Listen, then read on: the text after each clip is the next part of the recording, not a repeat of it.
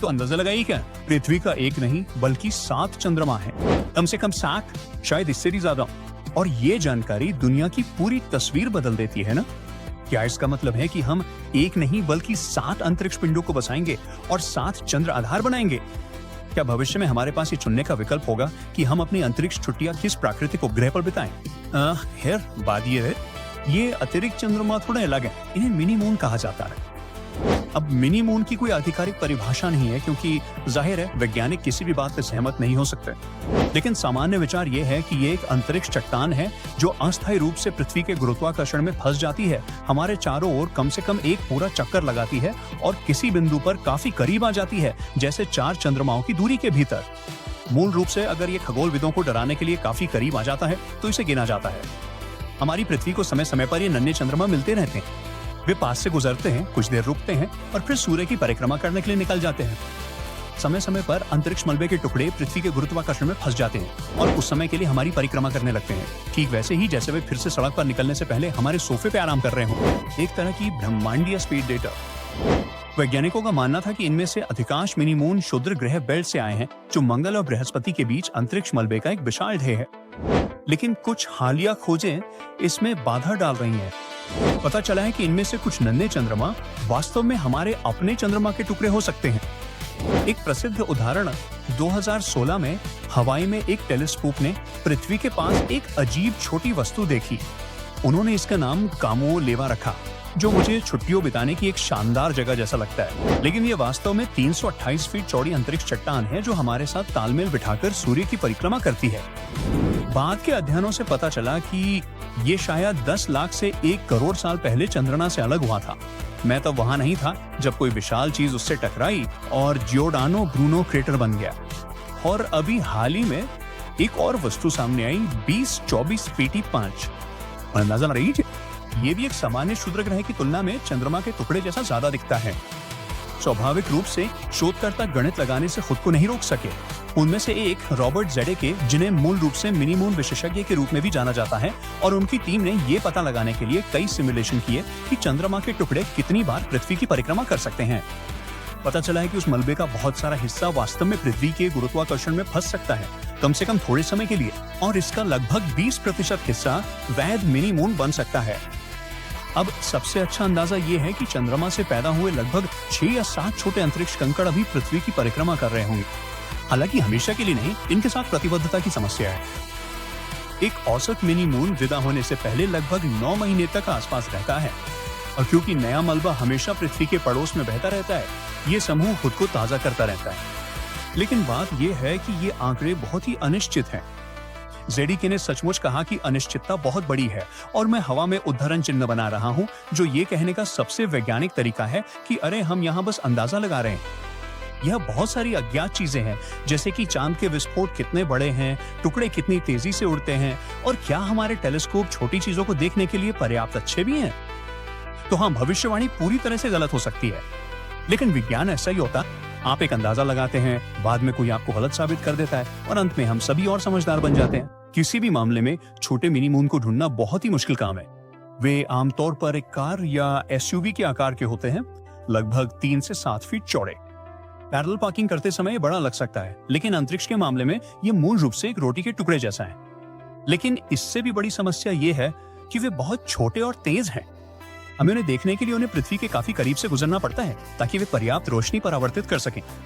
लेकिन जब वे इतने करीब होते हैं तो वे आसमान में इतनी तेजी से भागते हैं जैसे उन्हें कहीं देर हो रही हो, जिससे उन्हें फैंसी टेलीस्कोप से भी पकड़ना बहुत मुश्किल हो जाता है। यही वो चीजों में से एक है जो वैज्ञानिकों को मिनी मून के बारे में चिंतित करती है। क्या होगा अगर उनमें से कोई अंततः पृथ्वी के वायुमंडल में आ जाए? तब ये चेल्याबिंस्क घटना नंबर 2 हो सकती है। देखिए, चेल्याबिंस्क में वो एक शांत सुबह थी जब तक कि वो नहीं रही। वहाँ रोशनी की एक ऐसी चमक थी जो सूरज से भी तेज थी, जिसके बाद एक बहरा कर देने वाला सोनिक शॉक आया, जिसने आसमान को हिला दिया और हजारों खिड़कियों के साथ साथ वास्तविकता को भी चकनाचूर कर दिया। ये 15 फरवरी 2013 को हुआ था। बिना किसी चेतावनी के एक घर के आकार की अंतरिक्ष की चट्टान 11 मील प्रति सेकंड से अधिक की गति से पृथ्वी के वायुमंडल में फट गई। जमीन से लगभग 14 मील ऊपर ये हवा में ही फट गया, जिससे अपार शक्ति निकली।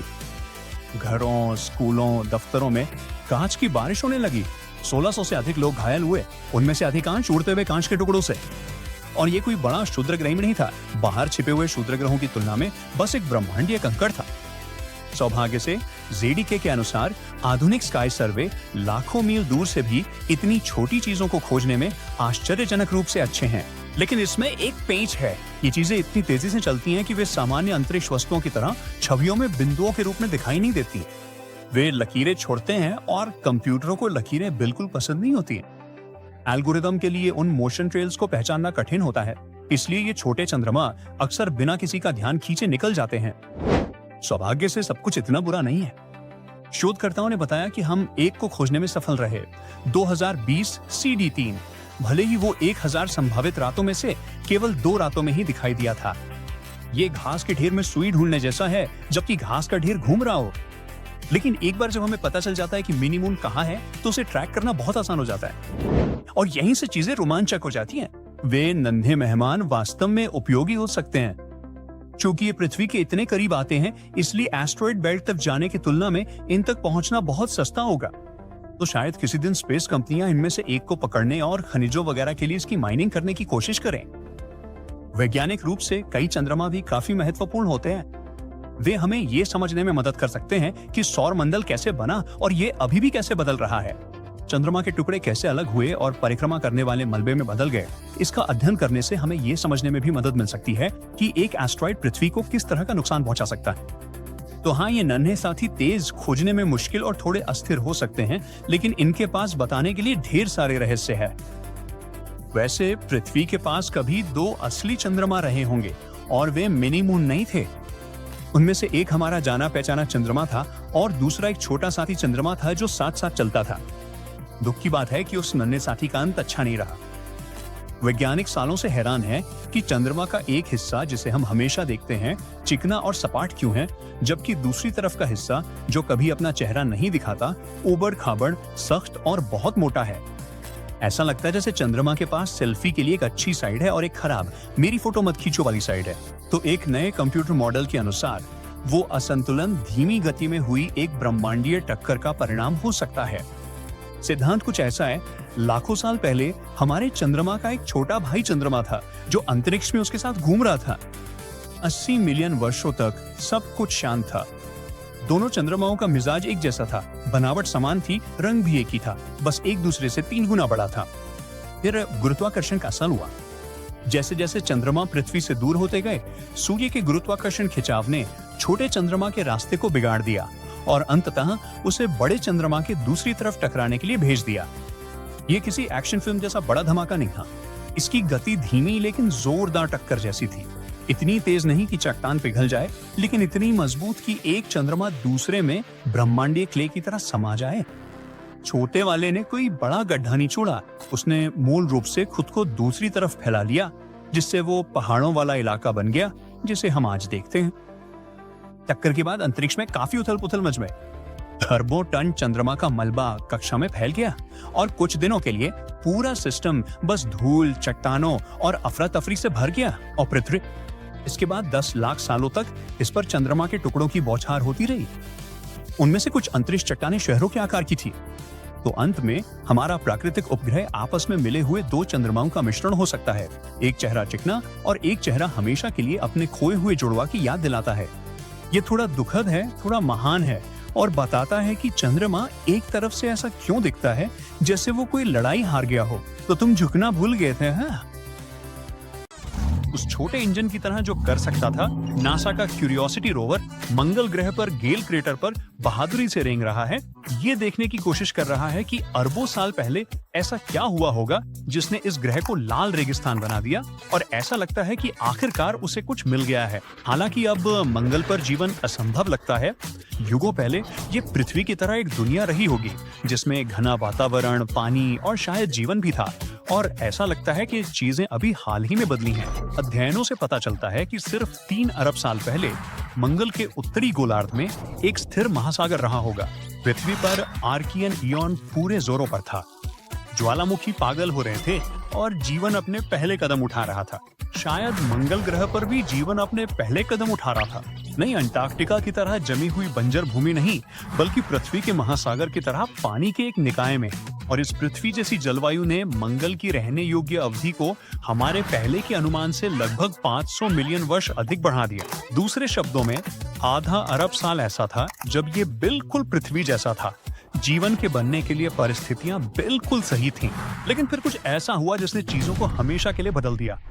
वातावरण पतला हो गया, मंगल ने अपने महासागर खो दिए और वो ठंडा उजाड़ स्थान बन गया जिसे हम आज देखते हैं। ये कुछ समय से एक रहस्य बना हुआ है, लेकिन अब क्यूरियोसिटी को गेल क्रेटर में कुछ दिलचस्प मिला है, जो मंगल की सतह पर एक विशाल बेसिन है जहां अरबों साल पहले पानी स्वतंत्र रूप से बहता था। इसे कार्बोनेट मिले हैं, ऐसी चीजें जो हमें प्राचीन मंगल ग्रह की जलवायु के बारे में सब कुछ बता सकती हैं। ऐसे खनिज हैं जो तब बनते हैं जब कार्बन डाइऑक्साइड या CO2 पानी में घुल जाती है, जिसका अर्थ है कि उन्हें बनाने के लिए आपको दो चीजों की आवश्यकता होती है, एक अच्छा घना वातावरण और तरल पानी। अब पृथ्वी पर CO2 बहुत महत्वपूर्ण है क्योंकि ये हमारे वातावरण में सूर्य की गर्मी को रोकने में मदद करती है। ये हमारे ग्रह को जीवन के अनुकूल गर्म रखता है। पौधे ऑक्सीजन बनाने के लिए प्रकाश संश्लेषण के दौरान इसे खाते हैं, जिसकी मनुष्य और जानवरों को सांस लेने के लिए आवश्यकता होती है। मंगल पर CO2 की उपस्थिति दर्शाती है कि वास्तव में किसी प्रकार की जलवायु प्रणाली थी। जब CO2 पानी में घुलने लगती है तो ये जमीन में कैल्शियम या मैग्नीशियम जैसे कुछ खनिजों के साथ प्रतिक्रिया करती है और कार्बोनेट बनाती है। ये कुछ वैसा ही है जैसे पृथ्वी पर महासागरों में समुद्री सीपियां बनती हैं, लेकिन इसके बजाय ये मंगल पर चट्टानों के साथ हो रहा है और ये खोज बहुत बड़ी है। ये कार्बोनेट ग्रह की प्राचीन जलवायु के जीवाश्मों की तरह कार्य करते हैं। वे इस बारे में जानकारी संग्रहित करते हैं कि बहुत पहले मंगल कैसा था। उनका अध्ययन करके वैज्ञानिक मंगल के अतीत में झांक सकते हैं, उस समय जब पानी मौजूद था। वे हमें बता सकते हैं कि समय के साथ मंगल का वातावरण कैसे बदला है। ये दिखा सकते हैं कि वातावरण गर्म था या ठंडा, या क्या आसपास बहुत सारा पानी था और सामान्य रूप से ग्रह का क्या हुआ। सौभाग्य से क्यूरियोसिटी वहीं इन चीजों का अध्ययन कर सकता है। इसमें सैंपल एनालिसिस एट मास और ट्यूनेबल लेजर स्पेक्ट्रोमीटर है। ये मंगल के फोरेंसिक टूल्स की तरह है। सैम पहियों पर एक मिनी लैब है और मंगल की चट्टानों के नमूनों को अत्यधिक तापमान तक गर्म करने में सक्षम है। इसमें 2 ओवन हैं जो नमूनों को लगभग 1800 डिग्री फ़ारेनहाइट तक गर्म कर सकते हैं। ये तीव्र गर्मी चट्टानों के अंदर फंसी गैसों को बाहर निकालती है, जो मंगल के वायुमंडल के प्राचीन फिंगरप्रिंट की तरह हैं। एक बार जब वे निकल जाते हैं तो TLS उनका विस्तार से विश्लेषण करता है, उन्हें सबसे छोटे हिस्सों में तोड़ देता है। और वैज्ञानिकों ने जो खोजा उसने मंगल के रहने योग्य होने के बारे में हमारी पिछली सभी धारणाओं को बदल दिया। पता चला है कि ये सिर्फ मंगल के कभी गीला होने के बारे में नहीं है, बल्कि कुछ ऐसा था जिससे ग्रह धीरे धीरे सूखने और ठंडा होने लगा। दूसरे शब्दों में, मंगल का पानी सिर्फ गायब नहीं हुआ, ये चरम स्थितियों में तेजी से वाष्पित हो गया। तो फिर आखिर इसका क्या परिणाम हुआ? खगोलविदों ने इसके लिए 2 अलग अलग संभावित स्पष्टीकरण दिए हैं। पहला कहता है कि मंगल ऐसे दौर से गुजरा जहां वो कभी गीला था और कभी सूखा। पानी लंबे समय तक नहीं टिका। ये निश्चित रूप से थोड़े समय के लिए आया होगा, फिर पूरी तरह से सूख गया होगा और फिर वापस आ गया होगा।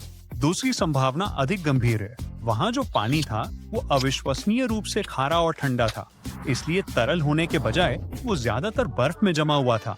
इसने ग्रह को जीवन के लिए बहुत कठोर बना दिया होगा, क्योंकि परिस्थितियां किसी भी चीज के जीवित रहने के लिए बहुत चरम रही होंगी। दोनों संभावनाओं का दुखद अर्थ है कि मंगल अतीत में वैसा आरामदायक और जीवन से भरपूर नहीं था जैसा कुछ लोगों ने उम्मीद की थी। खैर, कम से कम सतह पे तो नहीं। हालांकि इसका मतलब ये नहीं है कि भूमिगत जीवन मौजूद नहीं हो सकता। ये अभी भी एक संभावना है और अधिक जानने के लिए हमें अब पानी के संकेतों की तलाश जारी रखनी चाहिए। दरअसल मंगल ग्रह की वर्षों की खोज के बाद वैज्ञानिकों ने अभी एक हैरान कर देने वाली खोज की है। लाल ग्रह की पथरीली सतह के नीचे तरल पानी का एक छिपा हुआ भंडार है। इस बार असली पानी, ना कि जमी हुई बर्फ या वायुमंडल में वाष्प। हालांकि ये मंगल की पपड़ी से मीलों नीचे है। ये सफलता नासा के इनसाइट लैंडर द्वारा एकत्र किए गए डेटा से मिली है। इसने 4 साल मंगल के सूक्ष्म झटकों को सुनने में बिताए। आप जानते हैं, मंगल के भूकंप, और इसने उनमें से 1300 से अधिक का विश्लेषण किया। इसकी बदौलत वैज्ञानिक ये नक्शा बनाने में सक्षम हुए कि भूकंपीय तरंगे ग्रह के माध्यम से कैसे चलती हैं, और इसने जमीन के नीचे 6 से 12 मील की गहराई में तरल पानी के भंडार का खुलासा किया। सिर्फ एक झील नहीं, बल्कि कई छोटे जलाशय। इसलिए उन्होंने उन्हीं तरीकों का इस्तेमाल किया जो हम यहाँ पृथ्वी पर भूमिगत पानी, तेल और गैस खोजने के लिए करते हैं, और वे मंगल की भूमिगत प्रणाली को समझने में सक्षम हुए। देखिए, जैसे जैसे पानी गायब हुआ और सूख गया, उसका कुछ हिस्सा अंतरिक्ष में चला गया जब मंगल ने अपना मोटा सुरक्षात्मक वायुमंडल खो दिया। हालांकि ये खोज दिखाती है कि बहुत सारा पानी गायब नहीं हुआ था, ये बस जमीन के नीचे गहराई में समा गया, जहां ये आज भी मौजूद है, इतना करीब फिर भी पहुंच से बाहर। ये आगे की ओर एक बहुत बड़ा कदम है। जब किसी ग्रह की किस्मत संवारने की बात आती है तो पानी सबसे महत्वपूर्ण अणु होता है, और साथ ही भले ही हमने कहा था कि मंगल पहले जीवन से भरा नहीं था, ये अब वहाँ जीवन होने की संभावना को खत्म नहीं करता है। अगर तरल पानी अभी भी जमीन के नीचे गहराई में मौजूद है, तो क्या वहाँ कुछ छोटे सूक्ष्म जीव भी छिपे हो सकते हैं? जैसा कि हम जानते हैं, तरल पानी के बिना जीवन जीवित नहीं रह सकता है, और अब इसके साथ मंगल पर जीवन का विचार पहले से कहीं अधिक मुमकिन हो गया है। हालांकि इसमें एक पेच है। हालांकि ये पानी भविष्य की मंगल उपनिवेशीकरण योजनाओं के लिए जैकपॉट जैसा लग सकता है, लेकिन वहां पहुंचना आसान नहीं होगा। ये कहना कि क्रस्ट में 6 मील गहरा ड्रिल करना कोई छोटी उपलब्धि नहीं है, एक कम बयानी होगी। आपकी जानकारी के लिए बता दें, यहाँ पृथ्वी पर हमने जो सबसे गहरी ड्रिलिंग की है वो लगभग 7.5 मील है। ये Kola super deep borehole project में था, और इस प्रोजेक्ट ने वर्तमान तकनीक को उसकी सीमाओं तक धकेल दिया। भीषण गर्मी, दबाव, उपकरणों की विफलता, आप बस नाम लें। मंगल के साथ ये और भी पागलपन भरा होगा। वहाँ का वातावरण बहुत ठंडा है, वायुमंडल बेहद पतला है, और बुनियादी ढांचे की कमी है। ये किसी भी ड्रिलिंग मिशन को बेहद कठिन बना देगा। मंगल पर इतनी गहराई में दबे पानी के जलाशयों तक पहुंचने के लिए हमें विशेष ड्रिलिंग उपकरणों की आवश्यकता होगी, जिन्हें किसी तरह वहां पहुंचाया जाएगा। इसे अत्यधिक ठंड, कम दबाव और अलग गुरुत्वाकर्षण को संभालने में भी सक्षम होना चाहिए। और ये सब दूर से संचालित होना चाहिए और अधिमानतः टूटना नहीं चाहिए, जबकि इसे बहुत सारी ऊर्जा की आवश्यकता होती है। हाँ? अब ये संभव है कि हम भविष्य में ही ऐसा कर पाएंगे, जब हमारे पास मंगल पर स्वचालित प्रणालियां या अंतरिक्ष यात्री होंगे। ये सबसे महत्वाकांक्षी अरबपतियों के लिए भी कोई जल्दी होने वाला काम नहीं है। तो अभी के लिए ये जलाशय क्या छिपाते हैं, ये एक रहस्य है, लेकिन कम से कम ये अकेला नहीं है। जैसा कि हमने उल्लेख किया है, मंगल अपने जमे हुए दक्षिणी ध्रुव के नीचे सबसे बड़े रहस्यों में से एक को छिपाता है, तरल पानी की एक और दबी हुई विशाल झील। रडार ने इसका खुलासा तब किया जब उसने इस क्षेत्र में बर्फ की परत को स्कैन किया। अरे बस मुझसे इसका उच्चारण मत करवाओ। अब ये अजीब है कि इतने कम तापमान के बावजूद ये तरल रहने में कामयाब रहा। ये शायद मंगल की सतह के नीचे भूतापीय गर्मी के कारण है, और वहाँ जीवन भी हो सकता है। तो अब वे पहले इस झील की जांच करने के बारे में सोच रहे हैं। ये बहुत आसान होगा। क्यूरियोसिटी का काम अविश्वसनीय है, और ये मंगल की प्राचीन जलवायु की परतों को खोलने में हमारी मदद करता रहता है, जिससे हमें इस पहेली के नए टुकड़े मिलते हैं कि हमारे पड़ोसी के साथ क्या हुआ था, और ये भविष्य में इसी तरह की गलतियों से बचने में हमारी मदद कर सकता है। प्रेज़िबिल्स की तारे की खोज 1960 के दशक में हुई थी।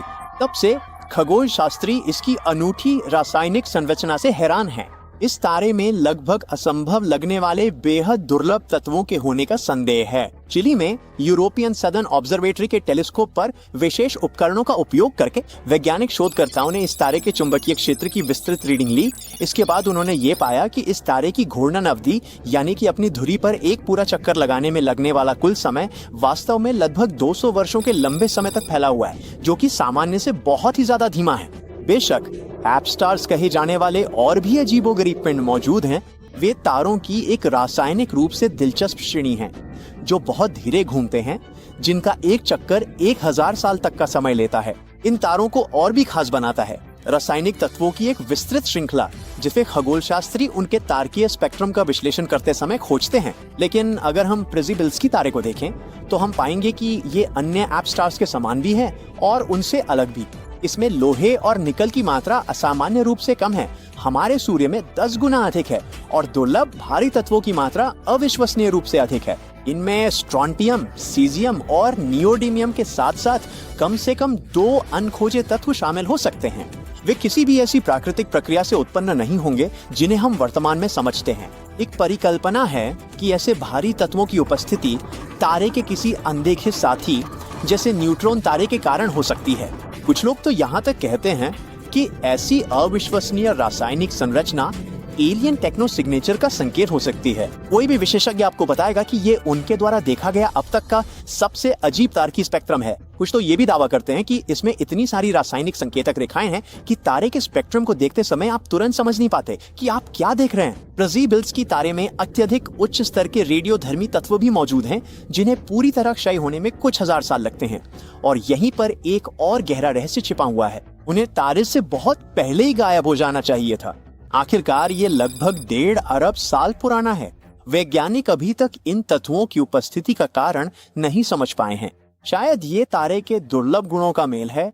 ये बहुत धीरे घूमता है, गर्म है और इसका चुंबकीय क्षेत्र बहुत शक्तिशाली है। ये उन परमाणुओं को सतह पर ला सकता है जो सामान्य रूप से तारे के अंदर मिश्रित होते हैं। एक और सिद्धांत है जो इन रेडियोधर्मी तत्वों की उपस्थिति की व्याख्या करता है। वे वहां ऐसे हो सकते हैं जैसे कि वे स्वयं उन अति भारी तत्वों के क्षय रूप हों जिन्हें हमने अभी तक खोजा नहीं है। अब तक कोई भी इस सिद्धांत को साबित नहीं कर पाया है। यहाँ तक कि प्रेसिबल्स की तारे के बहुत धीमे घूर्णन की खोज भी हमें उत्तर के करीब नहीं लाती है। जाहिर है कि इस अजीब तारे के बारे में बहुत कुछ सीखना बाकी है और कौन जानता है कि इसके पास अभी भी कौन से रहस्य छिपे हैं। एक और कम रहस्यमयी नहीं तारा है जिसे टैबी का तारा कहा जाता है। ये पृथ्वी से लगभग 1500 प्रकाश वर्ष दूर सूर्य जैसा एक गोला है जो सिग्नस द स्वान में स्थित है। हमारे सूर्य के विपरीत ये तारा बेतरतीब ढंग से 5 से 22% तक धुंधला हो जाता है और ये कई दिनों तक बना रहता है। इसका कारण तारे के सामने से गुजरने वाला कोई विशाल ग्रह हो सकता है, लेकिन फिर ग्रहण अधिक नियमित होते और इतने बेतरतीब नहीं होते। और यदि ये बृहस्पति के आकार का ग्रह होता तो इसे तारे के प्रकाश का लगभग 1% हिस्सा रोकना पड़ता, जो इसे अद्वितीय और हमारी जानकारी से परे बना देता। 2015 में अमेरिकी खगोल शास्त्री टैबिथा बोयाजियन द्वारा तारे के विशाल और अनियमित उतार चढ़ाव की खोज के बाद आगे की अवलोकन किए गए। वे दिखाते हैं कि पिछले कुछ वर्षों में तारे का कुल परिमाण धीरे धीरे कम हो रहा है। इस घटना को समझाने की कोशिश करने वाले कुछ सिद्धांत काफी विश्वसनीय हैं। उदाहरण के लिए कुछ वैज्ञानिकों का मानना है कि चमक में ये बदलाव तारे के आंतरिक कारणों से हैं। वे इसके चुंबकत्व या इसके आंतरिक भाग में ऊष्मा प्रवाह में परिवर्तन के कारण हो सकते हैं। अन्य विचार अधिक साहसी हैं, जिनमें किसी परग्रही सभ्यता की कुछ प्रकार की गतिविधियां शामिल हैं। हालांकि सबसे प्रशंसनीय सिद्धांतों में से एक ये है कि धुंधलापन एक अनाथ एक्सोमून के टुकड़ों के कारण होता है। टैबी स्टार के साथ गुरुत्वाकर्षण क्रियाओं द्वारा इसे इसके मूल ग्रह से दूर खींचा जा सकता था। जैसे ही चंद्रमा तारे के करीब पहुंचा, वो फट गया, जिससे धूल के बादल तारे की कक्षा में चले गए। चट्टान और धूल के ये अनगिनत टुकड़े अब टैबी स्टार और पृथ्वी के बीच एक विशाल गुच्छेदार बादल के रूप में घूम रहे हैं। ये वास्तव में समझा सकता है कि हम चमक में इस तरह के अनियमित बदलाव क्यों देखते हैं। आमतौर पर जब खगोल शास्त्री सर्पिल भुजा संरचना देखते हैं तो वो एक आकाशगंगा निकलती है, लेकिन इस मामले में ऐसा नहीं है। SAO 206462 जो हमारे ग्रह से 460 प्रकाश वर्ष दूर स्थित है, एक युवा तारा है। ये गैस की एक गोलाकार डिस्क और स्पष्ट रूप से परिभाषित सर्पिल भुजाओं से घिरा हुआ है। हवाई में स्थित सुबारू टेलीस्कोप की मदद से एक एक्सोप्लैनेट खोज के दौरान इस विचित्र तारे का पता चला था। एक युवा तारे के चारों ओर पूर्ण विकसित ग्रहों को खोजने के बजाय खगोलविदों ने उन ग्रहों की खोज की जो अभी भी बन रहे थे। ये नन्हे ग्रह तारे के चारों ओर गैस और धूल की डिस्क से बाहर निकल रहे हैं। डिस्क लगभग 80 खगोलीय इकाइयों तक फैली हुई है, जो प्लूटो की कक्षा से 2 गुनी है। इनमें से कम 2 ग्रहों ने डिस्क को उसके अत्यंत असामान्य सर्पिल आकार में खींच दिया है। प्रत्येक भुजा के लिए एक अलग ग्रह जिम्मेदार है। हमारी अपनी आकाशगंगा में एक विशाल तारा है जो वास्तव में एक तारकीय पवन मशीन है।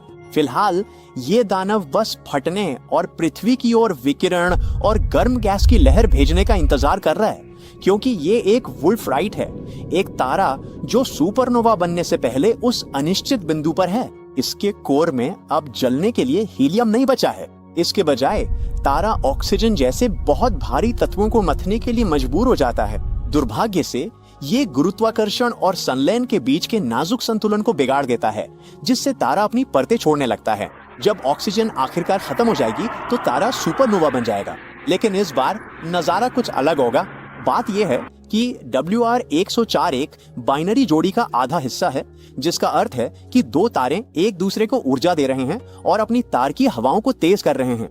ये तब तक जारी रहेगा जब तक कि वे अविश्वसनीय रूप से तेज न होने लगे। क्या संभावित विस्फोट पृथ्वी को नुकसान पहुंचाने वाला है? एक तरफ हम इतने दूर हैं कि एक सीधा सुपरनोवा भी हमारे ग्रह को नुकसान नहीं पहुंचा पाएगा, साथ ही एक बेहद खतरनाक गामा रे बर्स्ट का भी खतरा है।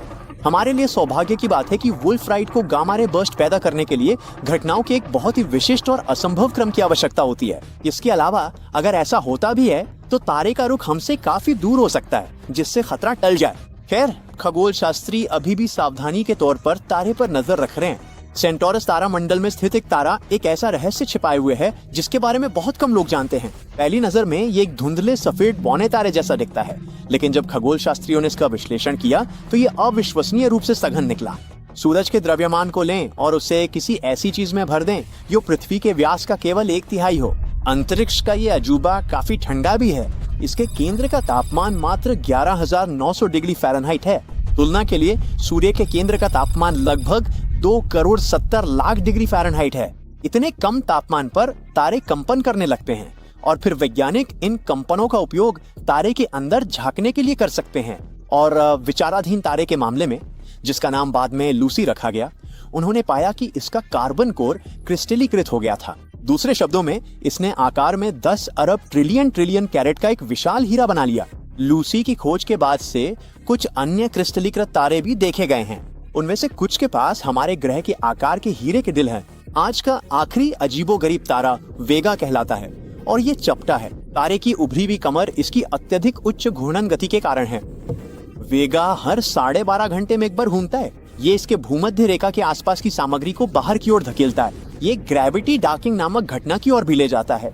जब तारे के केंद्र से दूर की तारकीय सामग्री कम गुरुत्वाकर्षण का अनुभव करती है, जो इसे ठंडा और गहरा बनाती है, इसलिए जब वेगा का ध्रुव पृथ्वी की ओर होता है तो ये बिल्कुल गोल दिखाई देता है। लेकिन इसके बीच के चारों ओर का काला प्रभामंडल वेगा के चपटे आकार का एक स्पष्ट संकेत है।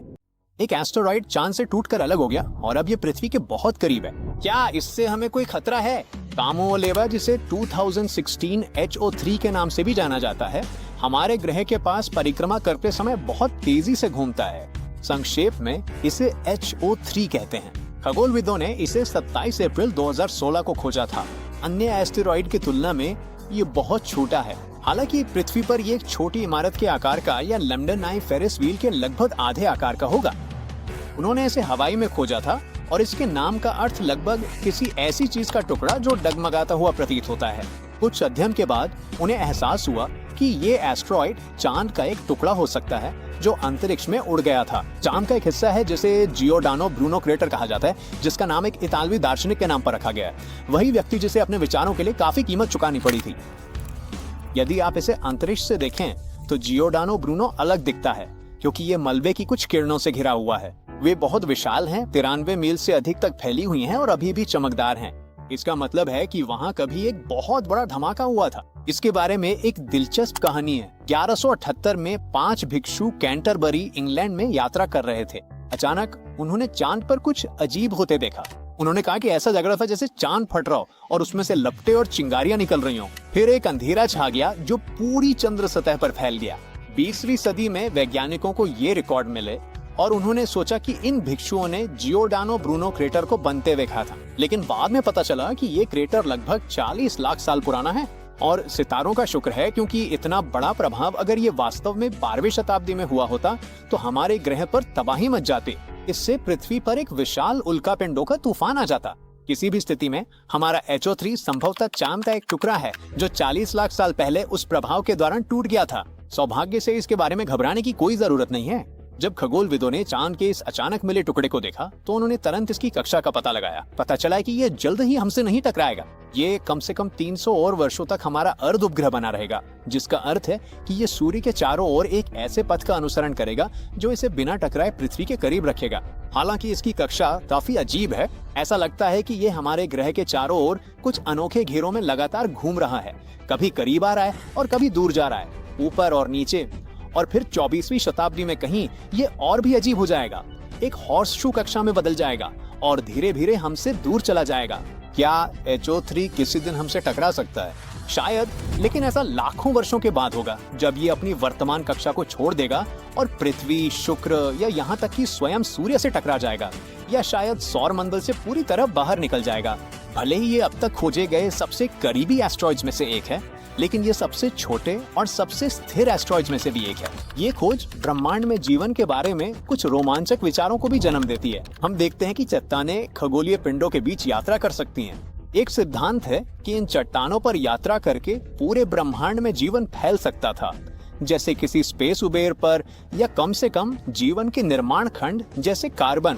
शायद जीवन मंगल ग्रह की चट्टानों पर सवार होकर हमारे ग्रह तक पहुंचा हो। HO3 में शायद कोई जीवन नहीं है, लेकिन ये तथ्य कि ये लाखों वर्षों तक अपने ऊपर चीजें लेकर यात्रा कर सकता है और ठीक रह सकता है, इस सिद्धांत का समर्थन करता है। खगोल शास्त्री HO3 की जांच के लिए कुछ भेजना चाहते हैं। 2017 में छात्रों के एक समूह ने इसके लिए एक अंतरिक्ष यान का उपयोग करने का विचार दिया था। चाइना नेशनल स्पेस एडमिनिस्ट्रेशन 2025 में कभी HO3 पर एक रोबोटिक प्रोब भेजना चाहता है। रोबोट को वहां उड़कर जाना चाहिए, नमूने इकट्ठे करने चाहिए और अध्ययन के लिए उन्हें वापस पृथ्वी पर लाना चाहिए। दुर्भाग्य से आप इस क्षुद्र ग्रह को नग्न आंखों से आसमान में नहीं देख सकते। इसका आकार व्यास में लगभग 130 से 330 फीट है, इसलिए ये एक शक्तिशाली टेलीस्कोप के बिना देखने के लिए बहुत छोटा और धुंधला होगा। लेकिन एक क्षुद्र ग्रह है जिसे आप देख पाएंगे और ये अद्भुत होगा। 2029 में एक बड़ा क्षुद्र ग्रह पृथ्वी के इतने करीब से गुजरेगा कि वो नग्न आंखों से दिखाई देगा। इसे चूकना मत, क्योंकि ये 1000 साल में एक बार होने वाली घटना है। इस क्षुद्र ग्रह को 2004 MN4 या संक्षेप में अपोफिस के रूप में जाना जाता है। ये HO3 से बहुत बड़ा है, लगभग 1210 फीट चौड़ा। ये अब तक का सबसे करीबी क्षुद्र ग्रह मार होगा। इसने वास्तव में दिसंबर 2004 में कुछ घबराहट पैदा की थी, क्योंकि 2029 में इसके पृथ्वी से टकराने की 2.7% संभावना थी। लोग डरे हुए थे, यहाँ तक कि अपोफिस नाम भी प्राचीन मिस्र के पौराणिक कथाओं के एक दुष्ट सर्प से प्रेरित है। एक विशाल राक्षस जिसने रा से लड़ाई की और हमेशा सूर्य को निगलने और ग्रह को नष्ट करने की कोशिश की। सौभाग्य से जब वैज्ञानिकों को अधिक डेटा मिला तो उन्हें एहसास हुआ कि ये 2029 में हमारे काफी करीब से गुजरेगा और हम इसे आसमान में देख पाएंगे, लेकिन फिर ये एक शांत क्षुद्र ग्रह की तरह उड़ जाएगा। हालांकि एक और चिंता थी कि अपने करीबी मार्ग के दौरान अपोफिस ग्रेविटेशनल कीहोल नामक किसी चीज से गुजर सकता है। मूल रूप से कि ये अंतरिक्ष के एक विशिष्ट संकीर्ण क्षेत्र से गुजर सकता है जो गलती से इसकी कक्षा को बदल देगा और फिर ये फिल्म मेलनकोलिया के ग्रह की तरह 2036 में एक शानदार वापसी करेगा। हालांकि कुछ गणनाओं के बाद वैज्ञानिकों ने इस संभावना को भी खारिज कर दिया। अपोफिस अभी भी 2036 में हमारे काफी करीब आएगा, लेकिन ये लगभग उतना ही दूर होगा जितना कि शुक्र तब होता है जब वो पृथ्वी से आगे निकलता है, और फिर अपोफिस और पृथ्वी बस अपने अलग अलग रास्तों पर चले जाएंगे। औसतन अपोफिस के आकार के क्षुद्र ग्रह के हर 80,000 साल में केवल एक बार पृथ्वी से टकराने की उम्मीद है, और अगर ये हमसे टकराया तो ये एक बहुत बड़े क्षेत्र को पूरी तरह से नष्ट कर देगा, जिससे पूरी दुनिया में भूकंप और सुनामी आ जाएगी। लेकिन इससे प्रलय या ऐसा कुछ नहीं होगा। आप अपोफिस को केवल यूरोप, अफ्रीका और पश्चिमी एशिया से ही देख पाएंगे। तो अगर आप इसे देखना चाहते हैं तो आपको यात्रा करनी पड़ सकती है। ये क्षुद्र ग्रह रात के आकाश में एक तेज गति वाले तारे की तरह दिखेगा, जो बिना किसी विशेष उपकरण के देखे जाने लायक पर्याप्त चमक रहा होगा। इसे रात में पहचानना आसान होगा, हालांकि शहर की रोशनी इसे देखना मुश्किल बना सकती है। अब क्या आप कल्पना कर सकते हैं कि केवल यही पास में नहीं घूम रहे हैं? HO3 और अपोफिस दोनों ही तथाकथित अपोलो ऑर्बिट क्षुद्र ग्रहों का हिस्सा हैं। ये वे क्षुद्र ग्रह हैं जिनकी कक्षाएं पृथ्वी के चारों ओर घूमती हैं। बेहद खतरनाक और डरावने साथियों का एक पूरा समूह। क्योंकि वे पृथ्वी की कक्षा को पार करते हैं, उनमें क्षमता है हमारे ग्रह के करीब आने या उससे टकराने की। इस समूह का खोजा गया पहला क्षुद्र ग्रह 1862 अपोलो था, जिसका नाम सूर्य के ग्रीक देवता के नाम पर रखा गया था। इसे पहली बार 1932 में खोजा गया था और समूह का नाम इसी के नाम पे रखा गया था। ये वाला और भी बड़ा था, आकार में लगभग 1 मील। वास्तव में ये इतना विशाल है कि इसका अपना एक छोटा चंद्रमा भी है। अपोलो न केवल पृथ्वी बल्कि शुक्र और मंगल की कक्षाओं को भी पार करता है। मजेदार तथ्य, भले ही अपनी तरह का पहला था, दूरबीनों ने गलती से इसे 40 से अधिक वर्षों तक ओझल कर दिया। तो वैज्ञानिकों ने कहा, ओह खैर चलो बस उन चीजों की गिनती रखते हैं जिन्हें हम देख सकते हैं। जब 1973 में अपोलो को फिर से खोजा गया तो ये सूची में पहला क्षुद्र ग्रह नहीं था और इसके नाम में एक बड़ा नंबर जुड़ गया। अपोलो अगले सैकड़ों वर्षों के दौरान हमारे पास से उड़ेगा। 2075 में ये शुक्र के आसपास कहीं होगा, लेकिन इससे भी पास से गुजर जाना चाहिए। किसी भी मामले में चिंता करने की कोई जरूरत नहीं है, क्योंकि खगोल शास्त्र इन पर कड़ी नजर रख रहे हैं। अगर हमें कोई तत्काल खतरा होता तो हमें पता चल जाता। किसी क्षुद्र ग्रह द्वारा हमारे ग्रह पर जीवन को पूरी तरह से नष्ट करने के लिए इसका व्यास 6 मील से अधिक होना चाहिए, उसकी तरह जिसने डायनासोरों को खत्म करने में मदद की थी 66 मिलियन वर्ष पहले। लेकिन ये इतने दुर्लभ हैं कि शायद हम तब तक दूसरे ग्रहों पर वे सुरक्षित रूप से समय बिता रहे होंगे जब तक वे वापस पृथ्वी पर पहुंचेंगे।